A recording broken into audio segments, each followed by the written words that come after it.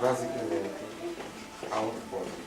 É dar conhecimento da ciência ao público. Mais nada. E também ajudar as pessoas a conhecerem temas específicos dentro da ciência, separar o jurídico e dar a conhecer o que é a pseudociência e a ciência. E hoje temos aqui 3 convidados muito especiais. A Diana Barbosa, que está aqui à minha direita, vai dar a palestra como pensar como um cientista. E a Diana Barbosa é natural do Porto, licenciada em Biologia pela Faculdade de Ciências da Universidade do Porto, com pós-graduação em Biodiversidade e Biologia Evolutiva pela Universidade de Florença. Atualmente mestranda em Comunicação e Ciência na Faculdade de Ciências Sociais e Humanas da Universidade Nova de Lisboa. Comunicadora de ciência, apaixonada pelo estudo da evolução e pela promoção do conhecimento científico e cofundadora da Concept. Quem não conhece, quem não sabe o que é a Concept, irá ser introduzido também pela Diana. Ok. Diana, eu vou, se calhar, falar de pé, porque acho que bem um espaço assim. Muito boa tarde a todas e a todos. Tenho começado a fazer um agradecimento ao Miguel por este convite, para vir inaugurar as novas jornadas de ciência, aqui neste espaço muito agradável, da Barata. E quando nos lançou o desafio à Concept de propormos alguns temas para virmos aqui falar, eu achei que, estando numa livraria e sendo o tema ciência, seria quase inevitável falar deste livrinho que editamos no ano passado e que foi escrito por mim, pelo João Monteiro, que está aqui, a Leonora Brandes, e o Marco Filipe, também fundador da Concept, que não está cá hoje. E, portanto, propus como título desta apresentação, não lhe queria chamar palestra, porque acho que palestra dá-lhe assim um peso muito formal e muito académico e não me parece que seja esse o objetivo. Mas então propus como título desta minha intervenção um dos subcapítulos deste livro que se chama Como Pensar como um Cientista. Quem é a Concept? A Concept é uma organização sem fins lucrativos, uma associação que designamos Comunidade Cética Portuguesa.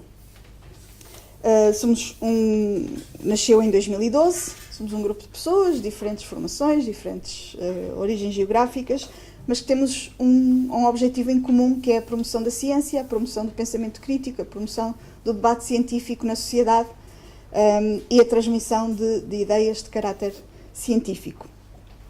Começamos por abrir um site, que ainda existe hoje, concept.org, onde está toda a informação relativa às nossas atividades. Começamos a desenvolver atividades também com o público, tertúlias, conferências, coisas como esta que estamos aqui a participar hoje. E no ano passado, ou melhor, já há 2 anos, fomos desafiados a escrever um livro sobre toda esta temática. Este desafio surgiu de uma casualidade, como muitas coisas na vida e como até mesmo na ciência. O acaso joga um papel muito importante. Por casualidade, um membro nosso, um querido amigo, conheceu aquele que viria a ser o nosso editor e que estava interessado em publicar um livro deste tipo e falou-lhe de que conhecia uma página na internet. E ele disse, são meus amigos, eu conheço-os, posso-vos pôr em contacto. E pronto, e assim nasceu este contacto com a Contraponto e eles fizeram o desafio de propormos um livro, propormos temas para um livro, e daí nasceu o Não Se Deixe Enganar. É um livro de introdução ao ceticismo científico, o que leva sempre à pergunta o que é isso do ceticismo científico, ou o que é o ceticismo. E como estamos a falar de ciência e livros, eu vou ler um bocadinho, muito pouco, não os quero aborrecer. Mas vou ler a definição de dicionário de ceticismo. A definição que vem no dicionário da língua portuguesa da Porta Editora é que ceticismo é a dúvida provisória ou metódica que, num primeiro momento, visa a busca da objetividade, ou a recusa em aceitar algo sem um exame crítico. Ora, esta segunda definição a nós diz-nos muito, porque o ceticismo científico é realmente a recusa em aceitar algo sem um exame crítico, sendo que esse exame crítico é o exame da ciência. Uma outra organização cética bem mais antiga que a nossa, o Committee for Skeptical Inquiry, dos Estados Unidos, define ceticismo científico como a promoção da investigação científica, investigação crítica e do uso da razão na análise de afirmações controversas e extraordinárias. E diz que o ceticismo científico está na base do método científico. Portanto, para nós, o ceticismo e a ciência estão intimamente ligados e devemos também fazer uma distinção entre o que é o ceticismo e o que é o negacionismo. O negacionismo é perante qualquer afirmação, perante qualquer alegação, dizer isso é falso, não acredito, não quero saber, acho que é outra coisa. O ceticismo científico não é isso, não é ser contrário porque sim, não é negar tudo o que nos surge à frente, é averiguar se alegações são verdadeiras ou falsas à luz do conhecimento científico. E, sobretudo, aquelas que nos parecem extraordinárias. Já Carl Sagan, um famoso astrofísico e comunicador de ciência, dizia: para alegações extraordinárias precisamos de provas extraordinárias. Se alguém me diz que eu vou chegar lá fora e está sol, ou vou chegar lá fora e está nublado, eu não tenho que duvidar muito. Eu posso acreditar na palavra dessa pessoa. Agora, se alguém me diz, quando chegares lá fora, vais ver um homenzinho verde com antenas azuis, eu se calhar digo, espera aí, mostra-me uma fotografia, porque isso é um bocadinho estranho. Portanto, o ceticismo baseia-se nessa dúvida metódica e nessa postura crítica perante alegações que nos parecem estranhas. E o ceticismo científico em específico diz que para aferirmos a veracidade de algo, nos devemos basear na ciência, no método científico e no corpo do conhecimento científico. Este livro é um bocadinho mais do que só uma introdução ao ceticismo, pretende ser também um manual, não lhe quero chamar de autoajuda, porque esse termo tem uma conotação muito forte e negativa, mas é um manual com algumas dicas, com algumas ideias e instruções de como enfrentarmos estas alegações com as quais somos confrontados todos os dias, desde uma notícia do jornal a um novo produto que é lançado no supermercado, se devemos acreditar no que nos estão a dizer ou não, e onde é que podemos encontrar mais informação sobre esse assunto. E por isso o subtítulo é Guia de Sobrevivência no Mundo Moderno, que é uma coisa muito, muito ambiciosa. Por que usar o termo enganar? Enganar parece ser uma coisa muito forte, muito com um intuito, com uma intenção. Mas aqui o não se deixa enganar é muito amplo e refere-se também aos nossos próprios enganos, aos enganos que a nossa própria mente comete pela nossa biologia. Não é? Basta pensar nas muitas ilusões de óptica que encontramos aí na internet e que nos parecem extraordinárias. Como é que de repente vemos pontos onde não existem, ou linhas onde não existem. O nosso cérebro é extraordinário, mas não é perfeito. E a forma como nós percepcionamos o mundo, percepcionamos desde o que vemos, ouvimos, até como interpretamos as coisas com as quais somos confrontados, está também influenciado pela nossa biologia. E existem uma série de mecanismos que fazem com que nós possamos ser enganados ou enganarmos a nós próprios, os chamados vieses cognitivos. E também falamos um bocadinho sobre isso aqui no livro. Um dos vieses mais famosos e que tem muita influência na forma como nós vemos alegações científicas ou pseudocientíficas é o viés da confirmação, que é quando nós temos uma ideia pré-concebida sobre algo ou uma crença acerca de algum assunto, tudo o que vem a confirmar essa crença parece-nos mais forte, parece-nos mais credível. E isto é um viés cognitivo. E uma das coisas que o ceticismo nos traz é percebermos que nós temos esse viés e que devemos estar especialmente atentos aos nossos próprios vieses e tentar contrariá-los. E, portanto, daí utilizar a palavra enganos. Quais são os temas que aqui tratamos de forma mais específica? Vou-vos falar um bocadinho dos capítulos. Portanto, o primeiro capítulo chama-se Como é que é suposto isto funcionar e, no fundo, começamos por introduzir várias pseudociências neste capítulo, coisas que as pessoas até estão familiarizadas e que se vê muito por aí. A mediunidade, a adivinhação, os vedores que encontram água por aqui e ali, as pulseiras do equilíbrio. E através destes vários exemplos com os quais muitos de nós e muitos de vós já estão familiarizados, vamos inserindo também a forma de contrariar e de nos apercebermos de porque é que estas coisas são pseudociência.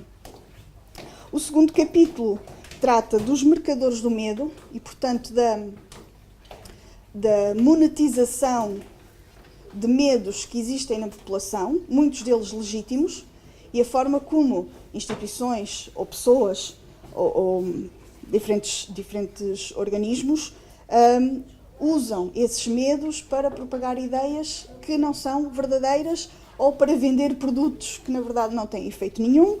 E, portanto, aqui falamos da quimiofobia, do medo geral que existe em relação à palavra químico e à existência de químicos.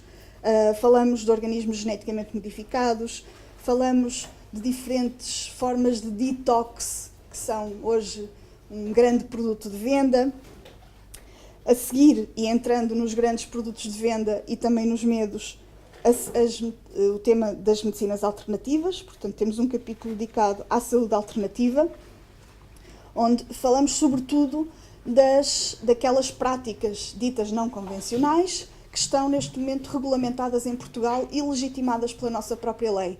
Elas não têm legitimação científica, mas neste momento em Portugal têm uma legitimação legislativa que permite que os praticantes que vendem esse tipo de terapias, vou usar aspas muito grandes, esse tipo de terapias, digam que são profissionais de saúde, que estão acreditados, que têm um curso de ensino superior e que estão a exercer uma profissão legítima no campo da saúde. Isto é muito importante.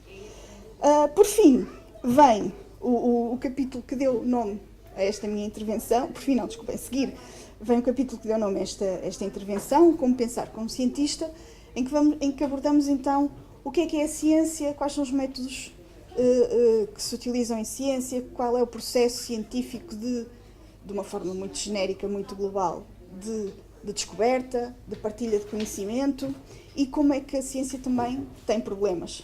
Não é? Falamos dos problemas que existem na ciência atual, a pressão para a publicação contínua, a pressão para a publicação de estudos com resultados positivos e a não publicação de estudos com resultados negativos. E fechamos o livro com um capítulo que se chama Como Enganar e Ser Enganado, em que entramos realmente na prática do ceticismo e que inclui uma coisa muito divertida que é o bingo da pseudociência, no qual eu não vou entrar muito, para vos deixar, se quiserem um dia ler o livro, comprar e descobrir como se podem divertir à procura da pseudociência com um bingo. Bom, este é o resumo. Entrando na questão do que é a ciência e de como pensar como um cientista, vou de novo recorrer à leitura e queria-vos falar um bocadinho, e a seguir vou passar a palavra para esse lado, ou pelo menos tentar entrar em diálogo. Como é que nós podemos distinguir ciência de pseudociência? Não é fácil. Há coisas que são muito evidentes, não é? Quando alguém fala em astrologia, para mim, pelo menos, é muito evidente que a astrologia não é uma ciência, enquanto que a astronomia, sim, é uma ciência, mas existem outros casos em que a barreira é muito ténue e que é mais difícil de destrincar o que é uma coisa e outra. E, quiçá, devemos começar por ter uma definição do que é ciência. Não existe uma definição única, existem várias formas de encarar a palavra, de encarar o termo e a prática. Aqui recorremos à definição que é dada pelo Research Council do Reino Unido, portanto, o corpo de investigação oficial do Reino Unido, e que é uma definição da qual eu gosto muito, creio que se aplica muito bem, e que diz que a ciência é a procura e a aplicação do conhecimento e a compreensão do mundo natural e social, recorrendo a uma metodologia sistemática com base em evidências. Aqui a palavra evidência vem de evidence, que em português talvez se traduziria melhor como provas, com base em provas, mas a verdade é que o termo evidência acabou por se transformar na utilização parecida àquela que vem do inglês e que poderia ser traduzida também como prova. Temos também ideias mais poéticas de definir a ciência, não é? O Carl Sagan chamou-lhe uma vela na escuridão, que é uma imagem muito, muito bonita, e Dawkins, a poesia da realidade. Isto porque a ciência é então uma forma de olhar o mundo, e não é uma forma necessariamente fria e hiperracional, mas é uma forma que assenta em método, que assenta em rigor e que nos leva a descobertas que podem ser deslumbrantes, poéticas, belíssimas, fascinantes, todas as palavras hiperbólicas que queiram usar, mas a verdade é que o método é muito, muito importante. Portanto, a ciência, para além de ser se poder falar em ciência quando se fala no corpus do conhecimento, na definição, na base, está a metodologia, a forma como se chega a esse conhecimento, a forma como se chega ou como se interpreta esse encanto que vemos no universo, que vemos no mundo natural à nossa volta. E esse método, vocês com certeza já terão ouvido falar do método científico, parece que é um só e fechado e único. Não é verdade, existe, quando se pensa, ou pelo menos eu quando falo em método científico, vem muito à ideia um método experimental, não é? A colocação de uma hipótese, a realização de uma experiência, as conclusões tiradas a partir dessa experiência que podem ou não confirmar a hipótese. Nos diversos campos científicos que vão desde a história, às ciências sociais, à biologia, à química, à física, à astronomia, matemática e todos os outros campos, cada campo tem métodos muito diferentes e nem todos os métodos são experimentais. Mas todos eles assentam numa metodologia que permita que os vieses cognitivos dos cientistas, que são seres humanos e os têm, possam ser minimizados ao máximo e possa ser estabelecida uma forma de chegar a uma conclusão o mais isenta possível. Não quer 100% isenta. E aqui chegamos ao o que é que podemos considerar verdade ou o que é que não podemos considerar verdade à luz da ciência e às críticas de a ciência está sempre a mudar de opinião. Não é bem assim. É verdade que o conhecimento científico evolui porque se descobrem novos factos que fazem alterar a interpretação, podem fazer alterar a interpretação que tínhamos anterior. Isso é certo. E é bom que assim seja, mas também há coisas que são tão claras e tão apoiadas por tantas experiências, por tantas pessoas, por tantos indícios que vêm de sítios diferentes do mundo, de pessoas diferentes, que nós podemos ter algum grau de certeza sobre esse assunto. Um dos assuntos sobre os quais nós temos um grau de certeza muito, muito elevado é, por exemplo, sobre vacinas. A segurança, a eficácia, a eficiência da utilização das vacinas que estão neste momento no mercado, digamos assim. Desde a vacina do sarampo até à vacina da gripe. A vacina da gripe é uma vacina que tem muitos problemas, porque não é tão eficaz como outras vacinas. O problema está na eficácia, não está na segurança, nem noutras questões que lhes são apontadas. Outra questão também do âmbito da medicina, na qual temos muitas certezas. A homeopatia não é medicina, nem tem resultados de eficácia terapêutica. Porquê? Porque os estudos clínicos assim o indicam e mesmo que se os estudos clínicos indicassem que realmente era eficaz, então teríamos que rever todo o conhecimento que temos acumulado em todos os milhares de anos, ou se quiserem, dos últimos 200 anos da ciência moderna sobre física, química, biologia.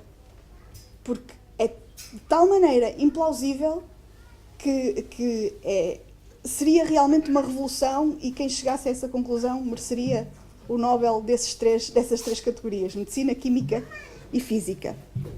Outras áreas existem em que a controvérsia ainda é muito grande, sobretudo áreas de fronteira, que estão pioneiras agora a encontrar novos factos, novas verdades. E toda esta controvérsia, todo o debate é promovido dentro da comunidade científica, porque essa é outra característica da ciência. A ciência, ou os cientistas, as pessoas que exercem a ciência, estão continuamente em autoescrutínio e em escrutínio pelos seus colegas, pelos pares, sobretudo se forem da mesma área.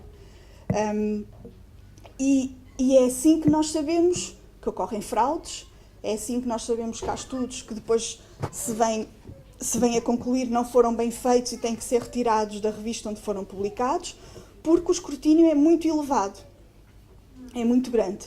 E, por exemplo, quando começaram a surgir os primeiros trabalhos e os primeiros sinais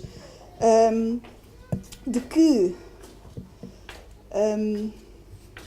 por exemplo, se estavam a verificar alterações climáticas, para além do que seria expectável pela variação natural do clima da Terra, que variou ao longo dos milénios de existência do planeta, quando esses primeiros estudos são publicados, havia muitas dúvidas. Lá está, era uma afirmação extraordinária, eram os primeiros trabalhos, eram os primeiros indícios, e houve grandes debates dentro da comunidade científica, entre climatólogos, entre geólogos, entre físicos.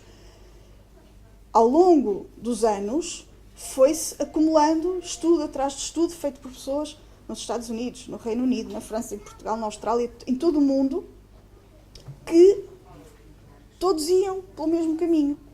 Uma analogia, uma metáfora que usamos aqui no livro é de um campo de golfe, ou pelo menos um relevado, que sabemos que tem um buraquinho lá no meio, mas não sabemos muito bem onde é que está. E se colocar um grupo de pessoas, nós quisemos um grupo de cientistas, todos em filinha, todos a dar tacadas com as bolas, a tentar acertar no buraco, ao fim de muitas tacadas e de muitas bolas, começa-se a ver uma aglomeração de bolas junto ao buraco, porque o buraco tem ali uma ligeira depressão que vai fazendo com que as bolas todas se aproximem ali. Ao fim de muitas tacadas e de muitas centenas de bolas, começa-se a perceber que ali naquela aglomeração, e onde elas até desaparecem, ali está a verdade.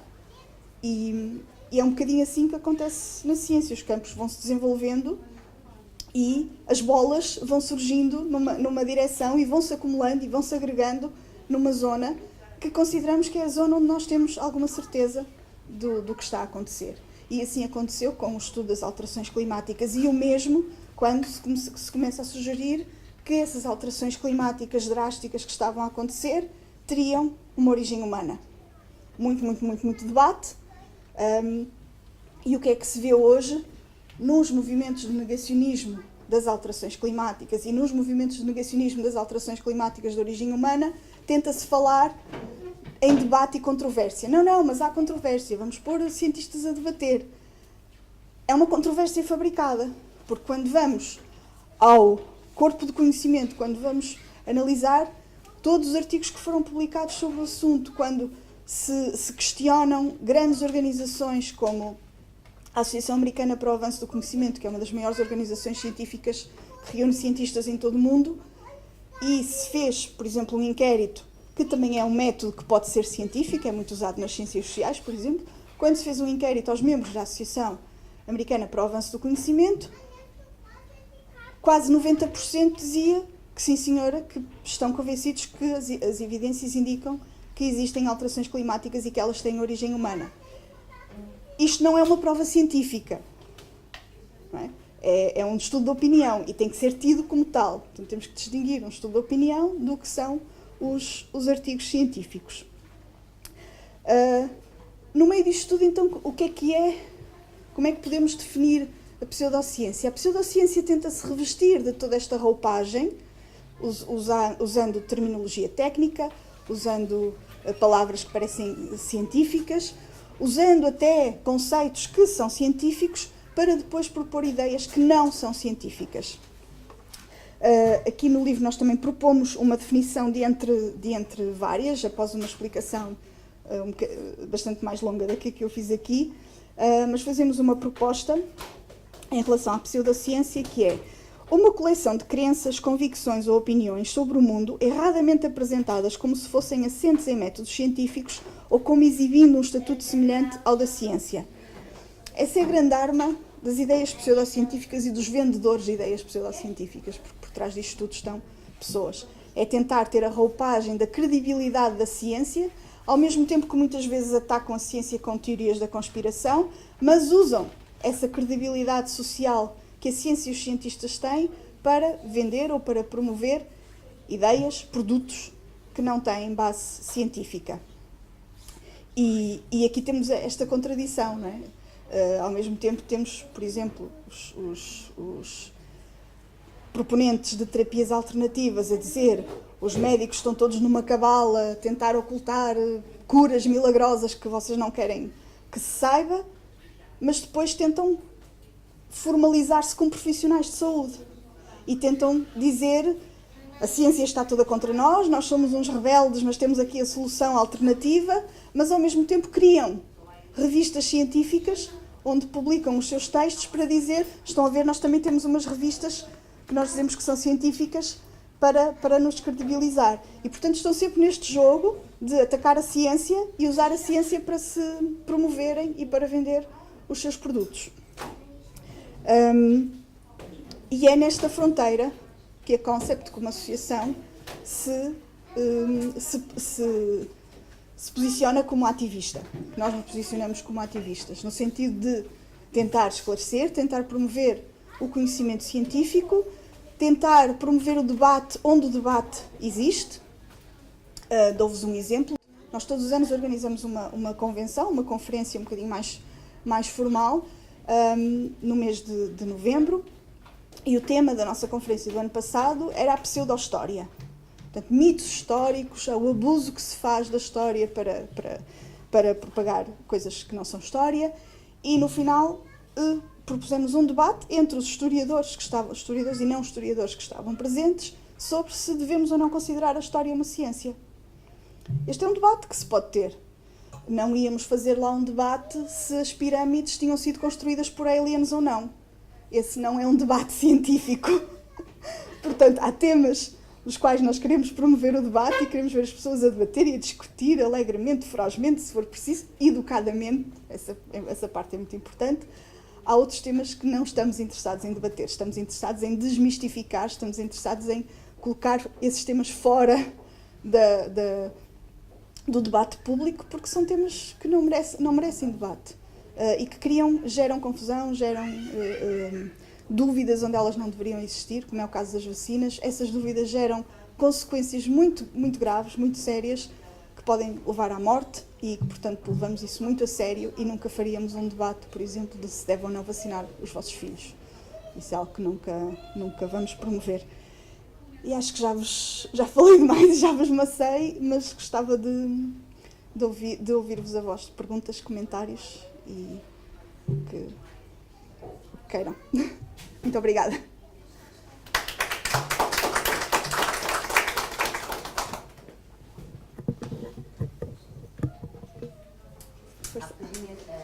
Diana, não é? Sim.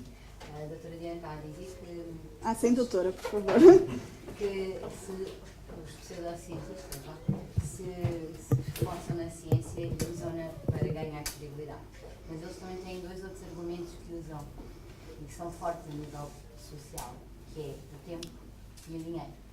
Porque eles passam uma ideia que são sempre caminhos mais rápidos de obter os seus objetivos, que é sempre mais fácil do que pela via tradicional, pela via científica, pensar em termos de medicina, por exemplo, todas as panóplias de opções que existem neste momento, passam sempre a noção que é mais fácil e mais rápido de chegar ao objetivo, e depois escudam-se os tais noções que os cientistas só querem, fazem aquilo por dinheiro, fazem aquela situação para ganhar mais, a tal cabala de sabem a cura, mas não contam porque isto é um negócio e faz ganhar muito dinheiro. Eu acho que estes dois fatores também facilitam a disseminação deste tipo de não pseudociências, tornam mais fácil. Sim, sobretudo na área da medicina, vendem soluções fáceis e geralmente para problemas para os quais não existem, às vezes nem soluções nem fáceis, não é? Ou existem, mas são complicadas. Mas por vezes por trás dessas soluções ditas fáceis, que na verdade não são, tem uma perversão que a mim me incomoda muito, que é, em muitos casos, e estou a pensar, por exemplo, no caso de algumas dietas, ou na chamada terapia de Gerson, por exemplo, ou na bioneuroemoção, na suposta origem emocional das doenças, todo o ónus é colocado no paciente. A culpa é da pessoa. A culpa é da pessoa. A pessoa está-se-lhe a oferecer a solução, e se a solução não resultar, é porque não se esforçou suficientemente. Se tem cancro e está a fazer terapia de Gerson e o cancro evolui, é porque não fez a terapia de Gerson suficientemente bem. E isso revolta-me, porque... Isso ainda os põe, além de ganharem tempo e ganharem dinheiro, ainda ficam imputáveis, porque a responsabilidade nunca é deles. Sim.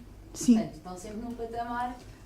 E na questão da teoria emocional, da origem emocional das doenças, é mesmo, esse é o negócio, é dizer a culpa é da pessoa, a pessoa é que não está a gerir bem a sua vida, não está, leva ao afastamento da pessoa da família, porque isso é um dos primeiros passos, a pessoa tem que se isolar, porque a culpa é da mãe, do pai, do marido, do filho e da pessoa, e a pessoa tem que se isolar e fazer consultas com o dito terapeuta.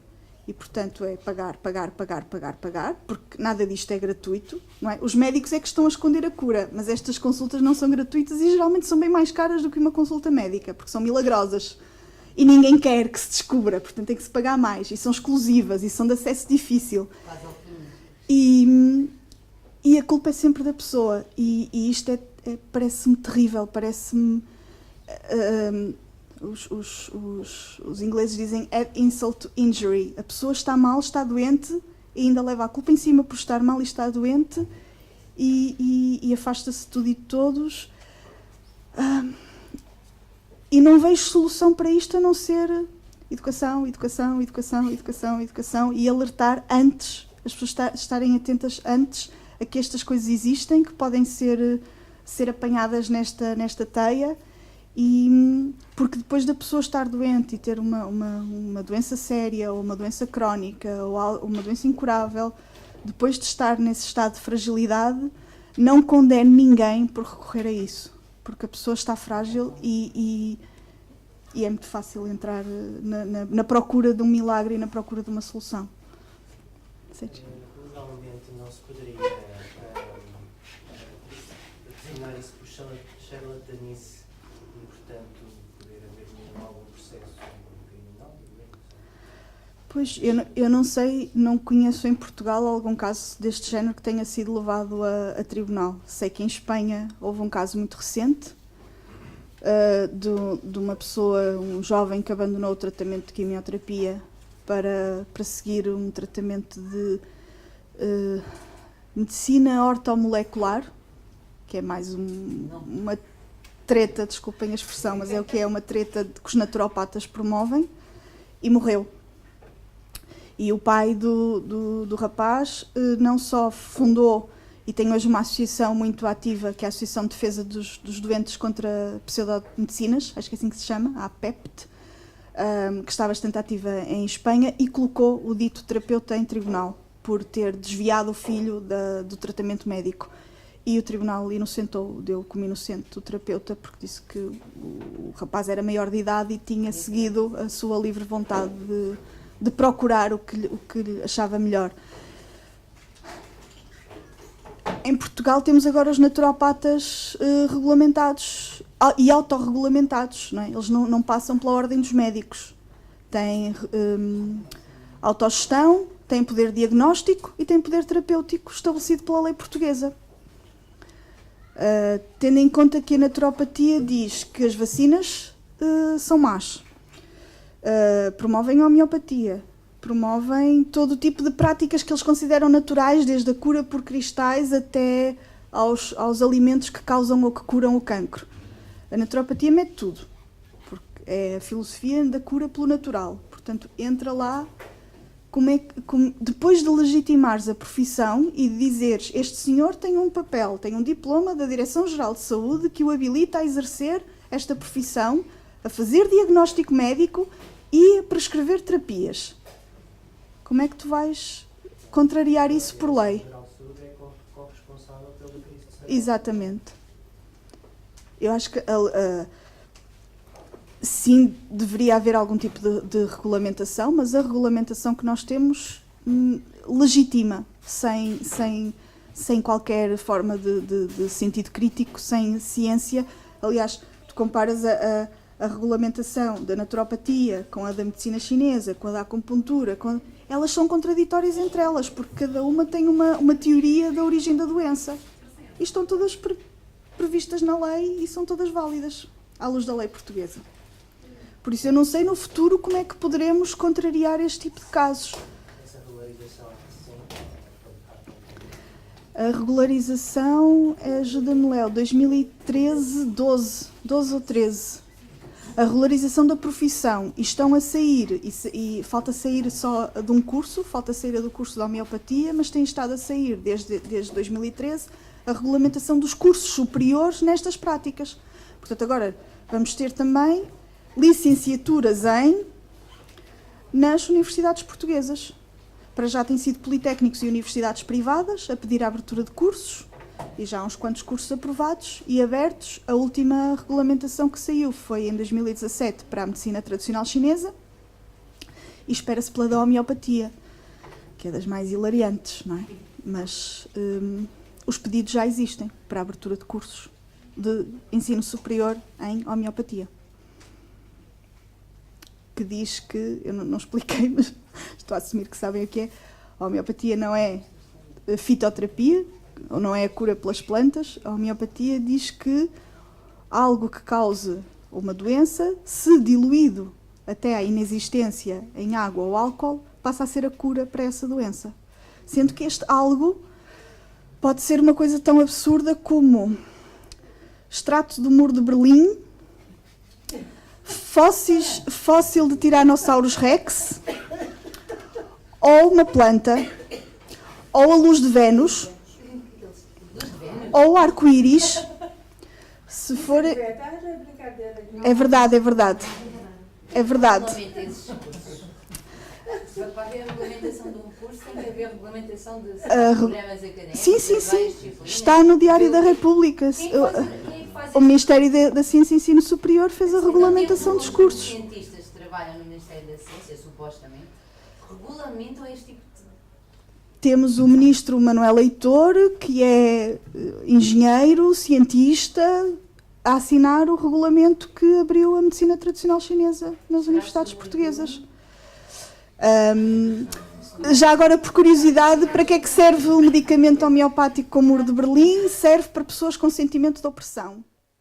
Libertarem-se desse sentimento de opressão.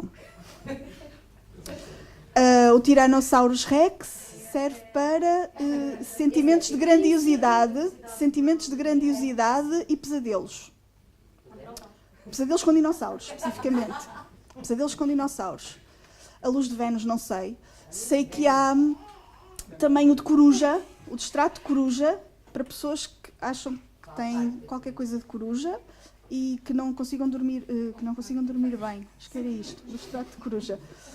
Mas já agora, estes são os mais absurdos, não são fáceis de encontrar, porque são tirados, por exemplo, são homeopatas que os apresentam de forma individual.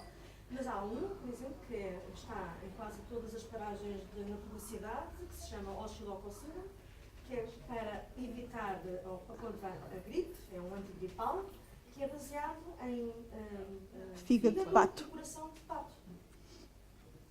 Porque... De um pato específico. Um pato específico, não é qualquer pato. É um patinho. Em termos de ideologia ou de princípio, isto mesmo, a homeopatia vai contra ela própria. Supostamente é algo que provoca a doença, não é?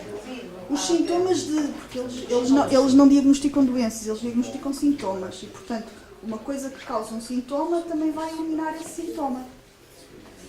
Se for diluído, até à inexistência, porque a diluição é tal que já não existe substância no dito medicamento, no dito remédio, no Aquele dito que se viu preparado. agora nos jornais há pouco tempo no Canadá, do miúdo com Sim, é problemas isso de que eu ia dizer. agitação e que ficava a espumar pela boca, então o seu homeopata arranjou saliva de um cão com raiva e fez Fez uma fez diluição. uma diluição, portanto, que era para tratar precisamente as queixas do miúdo. Com extrato de saliva de cão raivoso. Se o extrato, se estiver a diluição Digamos bem que não ficou feita, mal. em princípio não há perigo, estava lá não está lá nada. nada. Estava Mas só lá. também existe o caso de medicamentos vendidos como homeopáticos que na verdade não o são e que têm compostos que podem ser até perigosos. Há uns anos, ano passado, há 2 anos, foram recolhidos no mercado nos Estados Unidos uma série de preparados homeopáticos à base de beladona, que efetivamente tinham beladona, que são venenosos. Para crianças. Eram dados para crianças, continuam no mercado, mas houve uma série de lotes que foram retirados. Continuarem no mercado e podem ser comprados online sem qualquer problema. À mesma empresa que foi proibida dos comercializar. Existem países onde isto está a ser, a homeopatia especificamente, está a sofrer reveses, grandes reveses. Em Portugal eu temo que seja ao contrário, porque a partir do momento que vamos agora abrir licenciaturas nisto, vamos estar contra a corrente, não é? Por isso, nesse aspecto, não tenho uma visão muito positiva dos próximos anos, pelo menos nos próximos, num tempo próximo. Cristiana, tinhas o dedo no ar? Tinhas, não? Há outros países europeus onde também estejam a aprovar cursos superiores. Há países europeus onde os cursos superiores já existiam, não é? Por exemplo, na Alemanha, a homeopatia é muito prevalente mesmo dentro da medicina, porque foi lá que foi criada, não é? A homeopatia foi criada na Alemanha no final do século XVIII e faz parte ainda ainda está muito imiscuída na prática médica e os cursos de medicina. Se calhar o Armando saberá responder melhor a isto, mas os cursos de medicina creio que incluem uma parte da homeopatia e existem médicos homeopatas. E creio que está no sistema nacional deles. Para eles é algo natural. Mas existem organizações céticas e organizações de defesa da medicina que também lutam contra isso. Há um movimento agora. Mas aí o ponto de partida acaba por ser muito diferente do nosso, não é? Mas há um movimento na Alemanha que pretende, pelo menos, que seja explícito quais são as substâncias ativas utilizadas nos medicamentos, produtos homeopáticos, medicamentos homeopáticos. E um dos exemplos que eles dão é que uma pessoa na Alemanha não poderá não saber o que quer dizer canis venerentum. Em latim, não sabem o que é excremento de cão. Para nós é fácil, conseguimos perceber, mas na Alemanha é difícil se calhar perceber, porque a ideia que a maior parte das pessoas alemãs, a ideia é que a homeopatia tem a ver com substâncias Com medicamentos à base de plantas, sim. E não é. Na Alemanha não só. Eu uma vez em Espanha, uma médica recomendou-me um xarope de uma planta. E na primeira e segunda e terceira, porque eu fui a 3 farmácias, diziam: sim, isto é medicamento homeopático. Se não, de certeza que isto é homeopático, é que se é homeopático eu não quero. Sim, é à base de plantas. Eu disse: não, mas um medicamento à base de plantas não é necessariamente um medicamento homeopático. Eu quero saber qual é a concentração da planta. Pronto, obriguei a senhora a ligar para a empresa que vendia aquilo e perguntar qual era a composição, e só quando me assegurei que aquilo realmente era um xarope, é que comprei. Porque vinha recomendado por uma médica, e não sei se seria muito eficaz ou não, na altura comprei e usei, mas em 3 farmácias diferentes disseram que era homeopático, quando não era. Porque para eles homeopático, pelo menos aquelas 3 pessoas que falaram comigo, medicamento homeopático era um medicamento à base de plantas. E são coisas completamente diferentes, não é? Teve o caso de ser de princípio ativo e ser classificado como medicamento homeopático. Pois, isso em Portugal acontece. Em Portugal os preparados homeopáticos podem ser ter princípio ativo ou não. E são todos considerados homeopáticos, mas têm vias de certificação diferente. Aqueles que têm uma concentração de princípio ativo passam pelas mesmas vias que passam os medicamentos, e os que não têm é uma via simplificada de registro e venda ao público. Mas todos dizem medicamento homeopático. E a própria Boiron, que é um dos maiores laboratórios comerciais altamente lucrativos, como qualquer outra farmacêutica, mas que vendem nada, vendem açúcar muito caro e vendem álcool muito caro, tem os dois tipos. Há um xarope para a tosse da Boiron, que é à base de extrato de plantas, e tem efetivamente plantas, e é vendido na etiqueta diz medicamento homeopático, quando não é, porque não está diluído. E se não é diluído, não cumpre os princípios da homeopatia. Portanto, ainda temos essa confusão acrescida em Portugal. Em Espanha, até ao momento, não havia medicamentos certificados homeopáticos. Acabou de ser introduzida a legislação, creio que similar à portuguesa, que agora vai regulamentar a venda. Os cientistas espanhóis e as organizações céticas espanholas e defesa de pacientes estão todas em alvoroço. Tentaram impedir que isso acontecesse, porque a partir do momento que têm esse sistema de registro e de legitimação podem ser vendidos nas farmácias, coisa que já eram, mas era considerada uma venda que ao limite era uma venda ilegal, e agora vão transpor a mesma legislação que nós temos, que é uma legislação que provém de uma diretiva europeia para a venda de produtos homeopáticos e que em Espanha nunca tinha sido transposta para a lei até agora. Mas tanto quanto eu sei, licenciaturas não há, pelo menos não em universidades públicas de ensino superior. Creio que não. Em ensino superior. Em Espanha. Havia um mestrado, salvo erro, em Valência, que foi... Havia um mestrado. Salvo erro, em Valência ainda vai, não me recordo. Há mestrados, há pós-graduações que aparecem aqui e ali, tal como em Portugal aparecem, mas assim, legitimada com cursos regulamentados para surgir no ensino superior, creio que não. Sem querer desviar o tema da homeopatia. Mas desvia.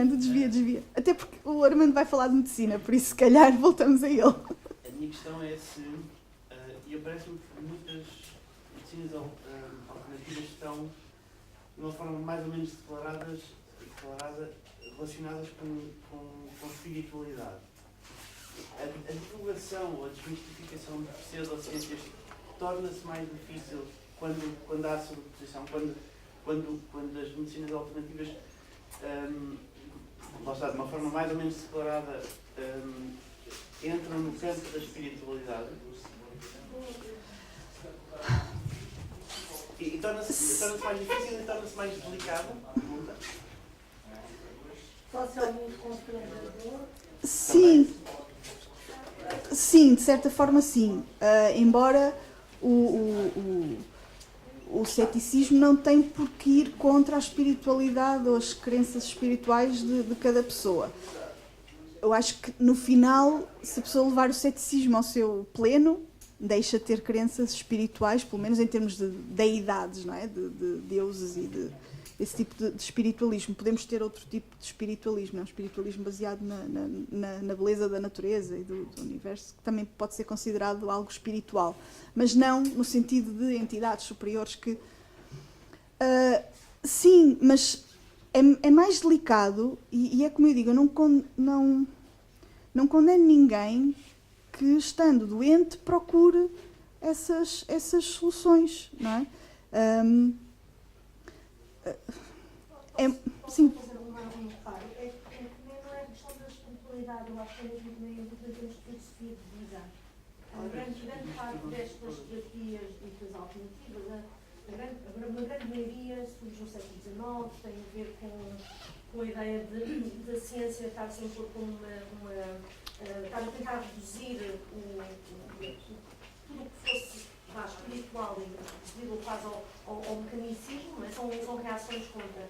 A questão não se tem tanto com a espiritualidade, mas também a ver com a filosofia de vida. Há alguém que, por exemplo, eu acho que isto acontece muito, porque eu já passei por isso, por exemplo, eu passei por essa ideia de achar que aquilo que é natural, aquilo que é a natureza, é bom, é positivo, não é? E tentar contrariar a natureza, estamos a tentar ir contra aquilo que é o ser humano. E acho que a ideia que às vezes é mais difícil é quando nós criticamos a naturopatia ou a homeopatia, estamos a criticar uma filosofia de vida, e isso é que nós criticamos, mais do que a ideia de espiritualidade. Não, mas o que ele falou, por exemplo, a Ayurveda, geralmente são pessoas ligadas a alguma corrente espiritualista da Índia. Né? E todo o processo de cura a medicina da universidade trabalha só o corpo desse, o corpo físico. Quem mais sei, igual a Patríotica, ucraniana, aí não tem como, chega num ponto, não tem como você isolar. Sim, são mundivisões completamente diferentes, não é? O discurso da terapia está totalmente baseado, assente na crença religiosa. Por isso eu falo da importância da educação desde o início, porque também leva a que, quiçá, a pessoa não entre em mundivisões que estão tão longe do que o conhecimento científico nos diz, não é?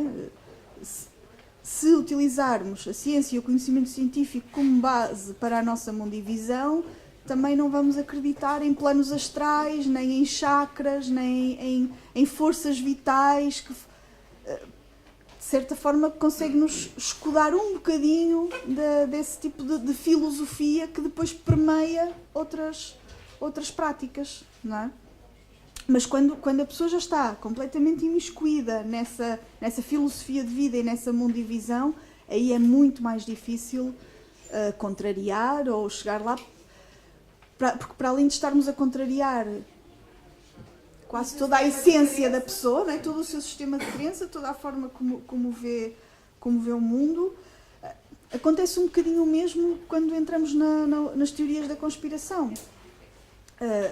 Verifica-se que, infelizmente, quem começa a acreditar numa teoria da conspiração, por mais absurda que pareça, depois vai e acaba por acreditar em todas. E tem uma mundivisão tão diferente daquilo que nós reconhecemos como facto e como realidade, que a certa altura é muito difícil argumentar, porque argumentos já não causam qualquer efeito, já não ultrapassam aquela barreira, porque toda a mundivisão está imbuída da conspiração e da existência de entidades malignas,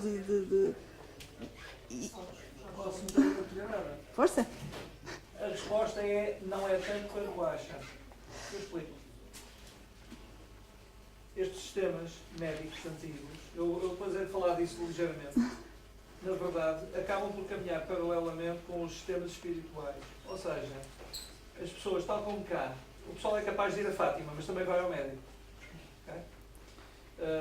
Lá, eles são capazes de ir, portanto, lá ao seu guru, ao seu sacerdote budista ou o que quer que seja, mas seguiram depois o sistema médico para o qual estão mais virados. E, efetivamente, nós vemos as pessoas, tal como cá, compatibilizam perfeitamente religião e ciência. Nós vemos isso, inclusive, entre os quadros cientistas e os quadros profissionais. Nós também vemos isso nos sistemas, nomeadamente no Ayurvédico, vemos isso no sistema chinês, vemos isso em todos os sistemas.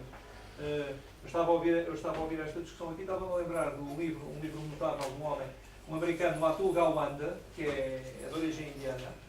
Tem um livro absolutamente... Ele tem vários livros excepcionais. O último, que é o Being Mortal, é um livro muito importante, em que ele relata o final da vida do pai dele. O pai dele emigra para os Estados Unidos, é médico urologista, portanto, faz uma carreira. O Atul Gawande é cirurgião oncológico, foi conselheiro do Obama, etc., esta coisa toda. E quando o pai morre, ele providencia-lhe um funeral hindu no Ganges, onde é levado, onde é cremado e onde as cinzas são depositadas segundo os rituais hindus. Portanto, há aqui uma clara dicotomia entre o que são as crenças religiosas da pessoa e a sua vivência espiritual e aquilo que é a sua prática, que é a prática de um urologista científico perfeitamente mainstream, portanto, nos Estados Unidos. Okay? Mas... Portanto, esta separação é feita. essa ação se calhar é feita mais facilmente lá do que cá. Porque cá, quando as pessoas entram no eu sou orientalista e é que acho que misturam mais e não fazem a mesma separação Porque que cá os o pessoal- próprios, porque cá o que os pessoal próprios tem- fazem. Porque cá o pessoal tem uma versão absolutamente Fantasiada Fantasiada. da espiritualidade oriental. fantasiada, condescendente e racista, e eu aqui não eu estou a medir as palavras, é fantasiada, é condescendente e é racista em relação àquilo que eles pensam Exatamente. que acontece lá. Não tem absolutamente nada a ver com a realidade. É muito diferente. Ok? Portanto, quando nós vemos os ocidentais a fazer essa coisa toda e a vestirem-se de coisa e a rapar a cabeça e a cantarem Hare Krishnas, quer dizer, aquilo é treta, quer dizer, deixa-nos de fantasias. Pode haver um ou outro crente, realmente. Agora, quando fazem essa ponte, eu agora só me trato assim, e só faço dieta macrobiótica e dieta 4, eles estão a macaquear algo que pensam que existe. Que existe. Mas, na verdade, existirá em nichos absolutamente restritos, mais ou menos fanáticos, mas que não correspondem nem de perto nem de longe à prática normal da população normal. São comportamentos completamente diferentes e idealizados. Uma das ondas pseudocientíficas que vemos no Ocidente, e aqui podemos falar em Ocidente e Oriente, é esta visão mística do que é o Oriente. O Oriente é místico, é natural, é suave, é espiritual, olha para a pessoa como um todo, e o Ocidente é racional e é horrível e é mecânico e é materialista. Os adeptos ocidentais se tornam mais Mais, realistas sim, do que sim. Para toda e qualquer superstição indiana, existe uma explicação esotérica por detrás. Sim, acabam por adotar com tal forma arraigada que não é sequer relativo ao que acontece na Índia, ou quem diz a Índia diz a China, ou diz o Japão. Eu há uns meses ouvi uma conferência que não tinha nada a ver com ciência, com medicina, nem com nada disso, mas de um académico indiano, e ele disse uma coisa que me deixou a pensar durante muito tempo, que é o próprio conceito de religião. Para um indiano, ou para um japonês, ou para o conceito de religião, de qual é a tua religião, era, até agora já está mais interiorizado, mas era um conceito estranho, isso de religião. Não, eu vou àquele templo que gosto e se calhar vou àquele e também vou ao meu médico. O conceito de uma organização e de um sistema de crenças muito organizado e que se tem que seguir fielmente é bastante recente e é colonialista. Vem dos fenómenos de colonização por europeus. Porque, ele dizia, é perfeitamente normal um japonês ir a um templo confucionista e depois também ir a um templo hindu e a palavra religião, o conceito de religião como nós o vemos aqui ou nos Estados Unidos, no dito mundo ocidental, não existia. E, portanto, estas classificações e estas compartimentalizações que fazemos realmente são conceitos mais ocidentais. Dito isto, há que realçar que não existe ciência ocidental e ciência oriental e ciência do norte e ciência do sul. Ciência é praticada de forma muito parecida, muito similar por todos os cientistas em todo o mundo, não é? Porque, como eu dizia, tem como base um método e a forma mais clara possível de chegar a conclusões. E se calhar com isto, está o Miguel a fazer-me sinais, dou lugar ao próximo. Muito obrigada.